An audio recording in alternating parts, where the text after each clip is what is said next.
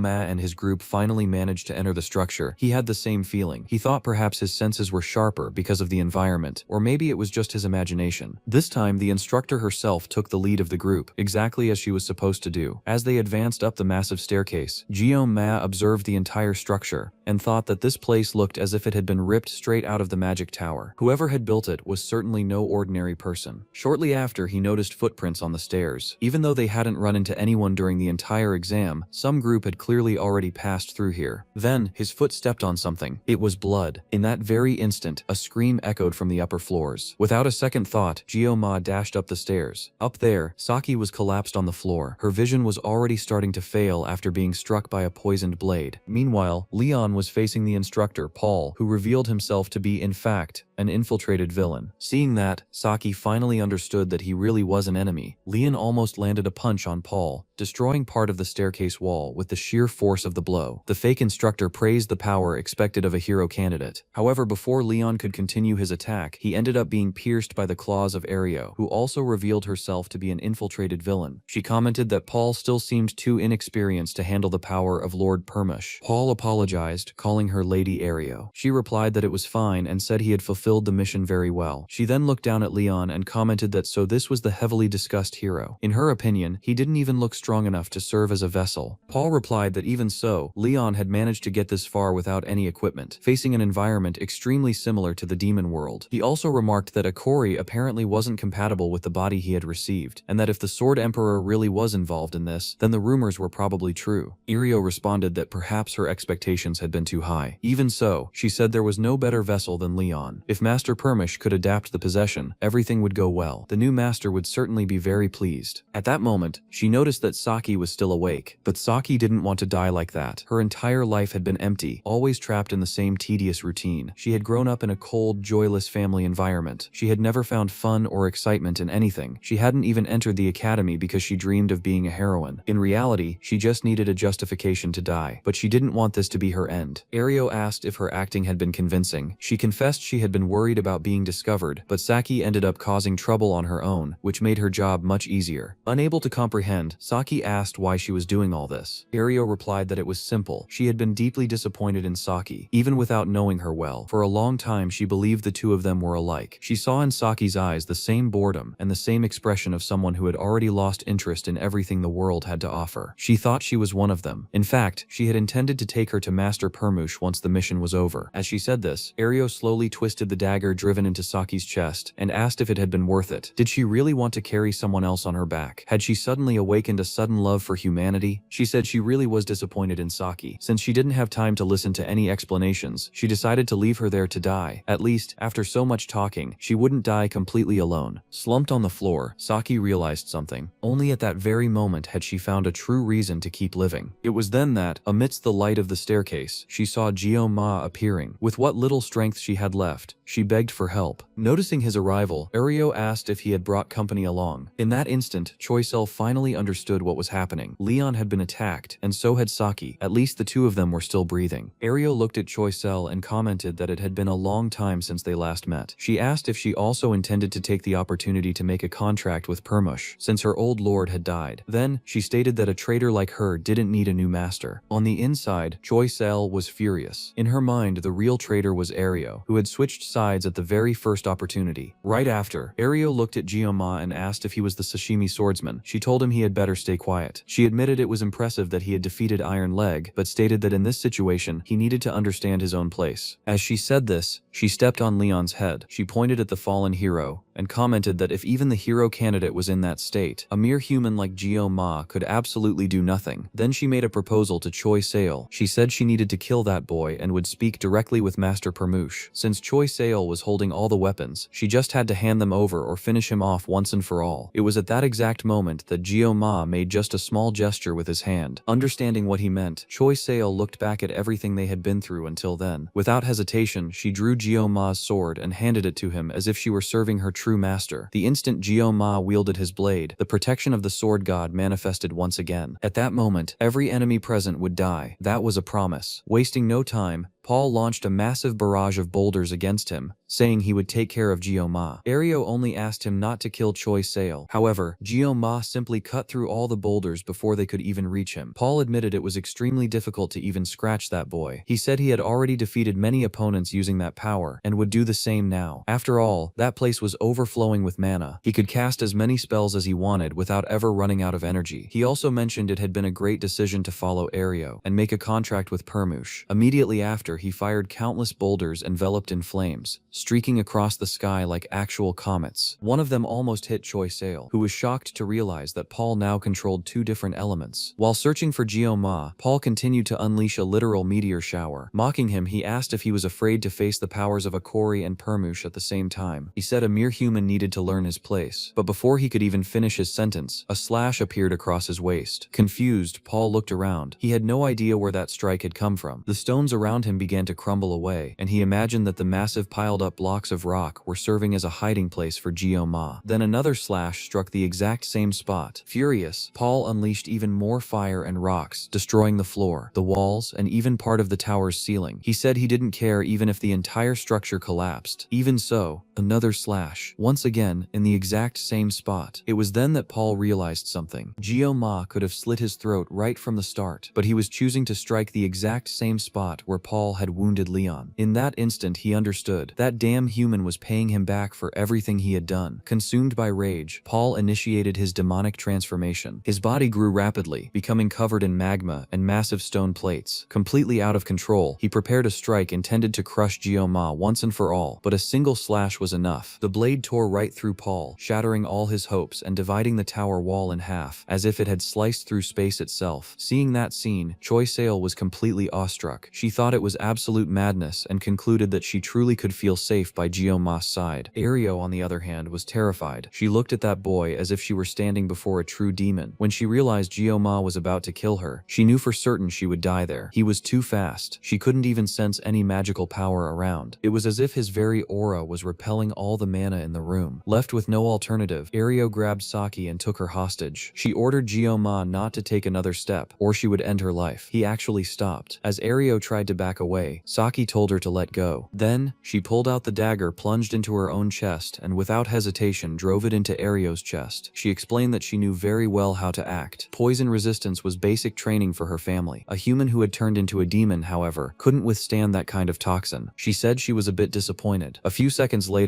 Ario collapsed to the ground, completely poisoned, and died right there. Immediately after, Saki also lost her strength and fell. Without a second thought, Gyo-ma dropped his knife and rushed to catch her before she hit the ground. It was exactly at that moment that the rest of the group arrived and stumbled upon that scene. Even wounded, Saki smiled faintly and commented that it hurt a little. She asked Gyo-ma not to hold her so tightly. Then she remembered that, a few days ago, he had promised to grant her a wish, so she made just one request. She wanted to stay in his arms for just a little longer. 3 days later, Saki finally woke up in the academy's infirmary. She was still quite injured and very weak, but she had survived. Speed asked if she had any idea how long she had been unconscious. It had been 3 whole days. Upon regaining her memory of everything that had happened, Speed commented that he would now owe a favor to the club president. He mentioned he had heard from Rachel that it was Gyo-ma who had administered first aid to her and Leon. He never imagined that Gyo-ma possessed a healing blessing. According to the academy doctors, the treatment he performed had been practically perfect. Hearing that, Saki immediately remembered the moment she woke up in Gyo-ma's arms. Instantly, her face turned completely red with embarrassment. She could only think about one thing. How could she face Gyo-ma after all that? Speed Weapon thought Saki must be suffering from PTSD and felt sorry for her. When she noticed him staring, Saki asked why he was looking at her like that. Speed Weapon concluded that she really had been traumatized and was being even weirder than usual. So, without saying much, he handed her a sweet she liked to see if she would calm down. But Saki exploded, screaming that she didn't need to calm down and throwing a pillow at him. She even ordered him out, telling him she wasn't some kind of dog. As soon as Speed Weapon left, Saki realized she had snapped for no reason and decided she would apologize later. Even so, she was deeply moved to realize she was still alive. For the first time in a long while, she genuinely wanted to keep living. Lost in thought, she started chewing the sweet and muttered to herself that it was really good. Meanwhile, Gyo-ma reflected on everything that had happened over the past 3 days since the exam. Both Leon and Saki had been severely injured and were on the brink of death. At that moment, he had gambled everything he had, activating all of his blessings, and fortunately, it worked out. Medea was also very worried about everything that had occurred. Because of this, Gyo-ma realized that he was no longer the only one involved in this situation. Others were in danger too, and power alone was no longer enough. He needed something greater. As he neared Saki's room, Gyo-ma saw Speed Weapon practically being kicked out. Speed explained that today was his turn to watch over Saki, but since she had already woken up, he was heading out. He then joked that he was touched by Gyo-ma's visit, as it meant he wouldn't get bored. Next, he mentioned that physically she seemed fine, but psychologically, it was a different story. According to him, Saki appeared to have a severe case of PTSD since she started screaming out of nowhere and even threw a pillow at him. Hearing this, Gyo-ma thought to himself that, in reality, she had recovered perfectly. Shortly after, Gyo-ma asked how the search for the undercover villains was going. Speed Weapon replied that, with Raytheon's help, the investigation was practically complete. He then handed over a document containing a list of suspects: Herval Chan, assistant instructor for the second-year star class; Garayo Shikage, inventory manager for Administrative Office A; Ebiya Shiro, gardener for Sector 8; Nobara Hiroshi, third-year assistant instructor; Igari Shinji, in charge of Dormitory D; and Amuno Rei, the Academy's ventilation engineer. Reviewing the list,